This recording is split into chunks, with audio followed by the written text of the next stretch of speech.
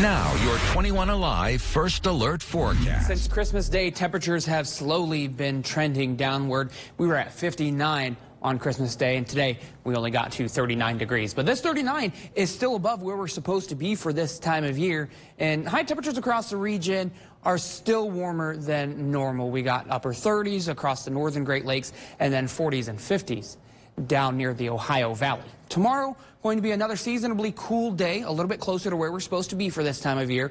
36 for that high. When you wake up in the morning, we'll be in the low 30s, and you can see temperatures hanging out in the mid 30s throughout the entire day. So not a particularly warm day if you plan on spending time outside, and that's especially the case at the midnight hour because temperatures will be below freezing, and those feels like temperatures even cooler. Winds will be brisk at times, gusting upwards of 20-25 miles per hour. So that's going to drive that feels like temperature, the wind chills, down. Tomorrow morning, the wind chills will be in the upper 20s for most spots.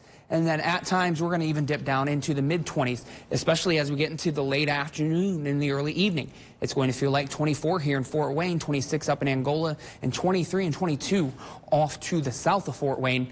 And it's just going to progressively get colder as we go throughout the evening. So if you plan on spending the ball drop time midnight outside, you definitely want to bundle up because it is going to feel very cold. We're also going to have to contend with a few snow flurries. There's a quick moving weather system that's dropping out of Canada. It's going to bring us a few snow flurries on Monday. Across 21 country, especially closer to Fort Wayne and places off to the southeast, I'm expecting very minimal, if any, accumulations. The only reason why we really note this is because we've seen a lack of snow so far this year. Those snow showers start to move in by about 1 o'clock or so, but you notice not super widespread and not very heavy.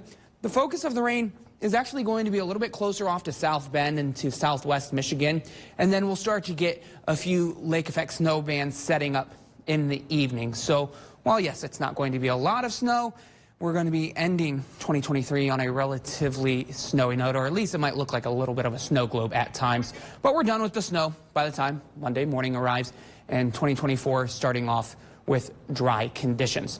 So like I mentioned, very minimal, if any, impacts. A little bit closer to the lake shore, we might be dealing with 1 or 2 very isolated slick spots Sunday night into Monday morning. So if you're traveling that way for your New Year's Eve plans, plan on giving yourself a few extra minutes of drive time to get to where you need to be safely. Outside of that, there's a small chance for a few snow flurries late Wednesday night, but we're going to see dry conditions pretty much for the first week of 2023. Your First Alert extended forecast shows temperatures hanging out in the mid-30s for much of the week, and then we'll get to 40 for next weekend.